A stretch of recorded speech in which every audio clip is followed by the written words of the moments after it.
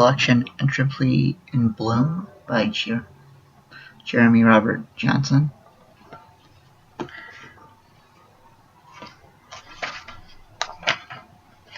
It's called The League of Zeros.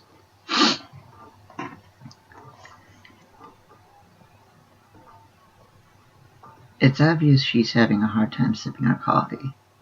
No matter how delicately she raises her hand or how straight and elegant her posture, she can't help looking awkward when she drinks. Half the damn cup of coffee is trickling its way to the spreading brown stain on the front of her white blouse. It's her fault, really. She's the one who wanted to have her lips removed. She'll adapt. We all do. She'll figure out how to keep her gums moisturized with Vaseline, and she'll carry a small container of it in her purse at all times. She'll learn to drink with a straw tucked into the side of her cheek. You can still get some good suction like that, and the method cuts the mess to nothing. She'll get her teeth bonded and bleached to emphasize their newfound prominence. She'll figure out how to make plosive sounds with her tongue against the back of her gums. She'll be looking good and finding it even easier to smile. I think she's gorgeous. Sans shirt front stain, but I don't think she'd go for a guy like me. I consider crossing the coffee shop and trying a pickup line, but the 3 prongs I've had my tongue split into feel swollen and tied up. Still healing, I guess. Although she might find my iris-free eyes attractive, they're all pupil, very black, mysterious, and hard to read. That might work for her. Deep down, I know she'd never go for an amateur freak like me. She's the type of elegant, slightly modified trophy girlfriend I see hanging around with body modification royalty. I'll save myself the embarrassment for now. Once I join the League of Zeros, though, she's mine. The thought of being a freak show all-star brings my all-black eyes back to my sketchbook. I'm looking at the drawing of my modification design, wondering just how the hell my brain is going to look outside of my body. I hope it's symmetrical. I never had to worry about brain aesthetics until I came up with my plan. I want to detach my brain from my body. I want to polish it up and put it in a nice display case and carry it around with me, like a sidekick. My buddy the brain. I jot notes around the sketch. How do I keep my brain clean and presentable? What kind of fiber optics can transmit neurosignals to my spinal cord? How do I do this and not die? Is it worth it? I look up and across the room at Our Lady of Liplessness. I picture her licking the box I will keep my brain in, asking me what it's like to be in this League of Zeros. She'll think I'm special. It's worth it. I wonder for a moment longer about asking her for a date. See if she wants to check out the Italian Horror Movie Festival on the 15th. I pass on the idea. Maybe it's just sublimated embarrassment, but she looks a little uptight. She might bite. I head out of the coffee shop and kick over the 3 blocks in the cold until I reach a telephone booth. I sweep the coin return for change and come back with a finger load of ketchup. At least I hope that it's ketchup. I'm curious, but I skip the smell and taste test and smear the red goop on the glass of the phone booth wall in front of me. I drop in some coins, press 7 buttons. Raymond picks up the phone on the other end and says, "Salad man here." The second I hear his voice, I feel like I wasted 85 cents. "Hey Ray, it's Jamie. Cool it on the salad man shit. You don't have to market to me."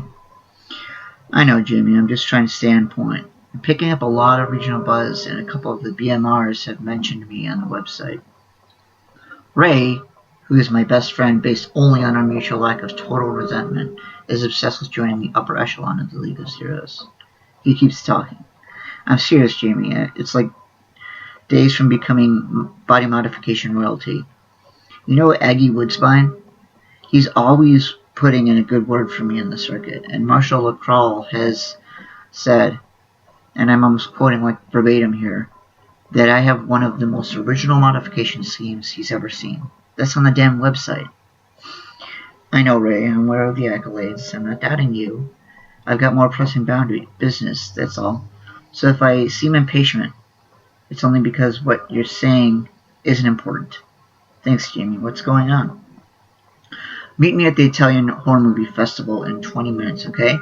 We'll check out some Fulci, watch some eyeballs burst, and then we'll go to get coffee, and I'll tell you about my new scheme. I think I've come up with something really special. Cool, we'll catch you later. Oh, hey, Salad. Hey, Ray. Yeah? I saw another chick with no loops today. I think that style is about to blow up. Yeah, I've seen that around lately. How'd she look? Pretty sharp, man. Pretty sharp. We're heading out of the theater halfway through the movie, because we already seen the best stuff. The scene where that kid gets the drill through the skull, and the one where the demon priest sucks out that girl's organs just by staring at her. Ray and I are walking into the flickering light of the faded theater marquee, and I'm anxious, hoping for something more visceral in my life. No more celluloid thrills and vicarious rendering of the flesh. I'm ready for my next surgery, and I can't wait to tell Ray my plans. I pop into a Super Saver Mart while Ray waits out front.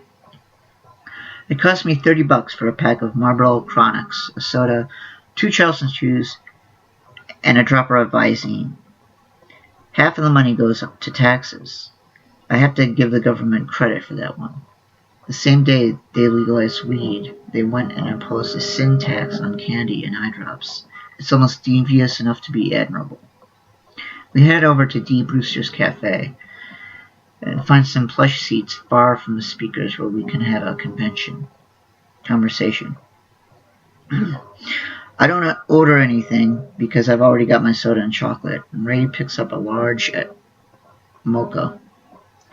Ray is starting to smell. I think some of his vegetables have gone south again, even though Dr. Takoshi soaked them in preservative this time. The lettuce sewn into his neck looks like it's browning at the edges, and the tip of the carrot, emerging unicorn proud from his forehead, has broken off. The sutures around the radish, spliced into his right forearm, look swollen and irritated. Right from the beginning, I told him Salad Man was a screwed-up scheme. I told him that perishables were always too high maintenance. He's right about the attention he's garnering, though. Even now, people are staring at him. Still on a purely olfactory level, spending time with Ray is like hanging out with a big pile of compost. Despite his odor, he gets big points for ambition. He's got some respectable friends in the circuit, and if you can get someone to endorse him as body modification royalty, he can do some tour time and then apply for the League of Zeros. The League. It's the big money, the endorsements, the adulation, the weekly primetime broadcasts, and the outright worship of the people. Ray's got his goals set high. If he makes it big, he'll be able to buy fresh produce every day, and eventually he'll be able to afford that platinum dressing decanter that he wanted to have installed in his ribcage. I've got him beat, though. After my next modification, I'll be an indelible image in the public eye. My plan is the fourth ace nobody thought I had. I'll lean in through a cloud of thick smoke and whisper my scheme into Salad Man's cauliflowered right ear. I'm alone and walking home with my thin jean jacket wrapped tight around my shoulders. I hear Ray's voice in the cafe whispering, "Jamie, that's impossible. What makes you think you could live through that kind of modification?" I brush off his comment, but the concern sounded genuine. I try not to take it to heart. I'm so excited about my imminent fame that mortality has become a second-string worry. Maybe Ray's just jealous. I shake Ray's doubts out of my head and remember how great my scheme is. It's worth the gamble. I've never been one to swallow motivational speaker pablum, but I've always nodded in agreement to the phrase, "You've got to play big to win big." So I'm choosing not to acknowledge the danger. Now entering ostrich mode, head firmly inserted in sand. On my way home, I walk past trash can fires and drug deals, and I hear sirens wailing and glass breaking, and a bag lady nearby mumbles something about wires embedded in the earth, telling all of us what to do. A League of Zeros poster stapled to a telephone pole advertises an upcoming appearance by S.O. Fagus and his amazing translucent throat. An ad beneath the poster promises a 2-for-1 deal on mail-order brides. Another asks me if I really trust my gas mask. It all leaves me with the impression that I'm living in some kind of ravaged nuclear wasteland. The problem with that diagnosis lies in the absence of any level of apocalypse. No one dropped any bombs. No great fire scorched the earth. We just ended up like this. We followed a natural progression from past to present. We're not post-apocalyptic. We're post-yesterday. One look around, though, and I realized that we must have had some brutal kind of yesterday. Ray's voice is still in my head, echoing doubt, stirring up something stomach acid. Jamie, that's impossible. It can't be. This plan is all I have. It's my only chance of getting off these streets. It's the only way I'll ever be special. Dr. Takashi wouldn't take me as a patient.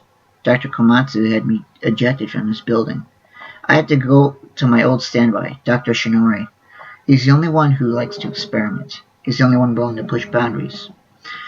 He's the only one who would take a credit card. I'm moments from anesthesia, and Dr. Shinori is sharpening his diamond bone saw. He has emphasized several times how difficult this will be. He hasn't said anything, and I wouldn't understand a single word he'd say, but we've been communicating with drawings. I showed him a picture of my design, the new me, the guaranteed League of Zeros member. He sketched for a moment and showed me a picture. On the left there was a bright, big smiley face, and on the right there was a little stick figure drawing of my body resting in a casket. I hope this means my chances are 50-50. I suspect this might mean he'd be happy to kill me. He gets my money either way. I signed the goddamn waiver. I'm taking the dive. I go over the reasons in my head. Even though it's too late to turn back, people would assume I take the risks and bear the public scrutiny because there's money in it. They wouldn't be totally wrong. The freak show industry pulls millions every year and gets more lucrative as time passes. More fame, more attention. Those things don't hurt.